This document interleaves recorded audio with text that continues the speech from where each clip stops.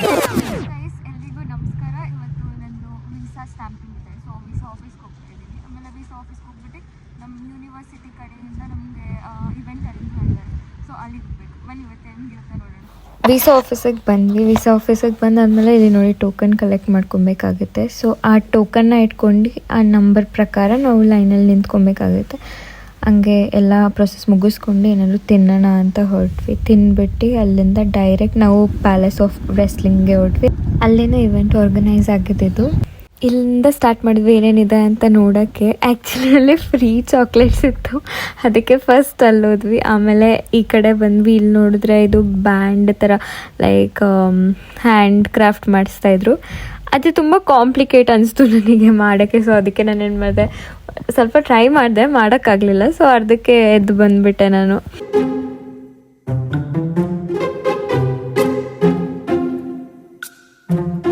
Oh my God. ಇಲ್ಲಿ literally ಇದು ಏನಂತ ನಮಗೆ ಖಂಡಿತ ಗೊತ್ತಿರಲಿಲ್ಲ. ಬಟ್ ಹನಿ ಜೊತೆ ಹತ್ಕೊಂಡು ತಿನ್ನೋಕ್ಕೆ ತುಂಬ ಅಂದರೆ ತುಂಬ ಚೆನ್ನಾಗಿತ್ತು.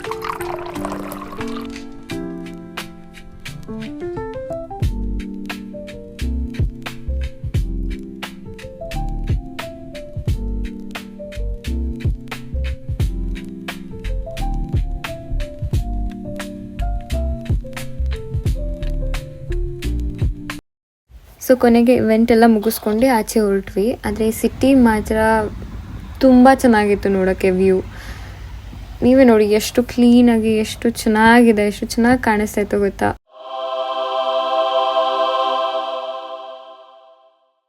ಹಂಗೆ ಸ್ವಲ್ಪ ಗ್ರಾಸರೀಸ್ ತೊಗೊಳ್ಳೋಣ ಅಂತ ಬಂದ್ವಿ. ಗ್ರಾಸರೀಸ್ ತೊಗೊಂಡು ಹಾಸ್ಟೆಲ್ ಕಡೆ ಹೊರಟ್ವಿ. ಇದಾಗಿತ್ತು ಇವತ್ತಿನ ವ್ಲಾಗ್. ಇಷ್ಟ ಆದರೆ ಪ್ಲೀಸ್ ಸಬ್ಸ್ಕ್ರೈಬ್ ಮಾಡಿ. Thank you for watching.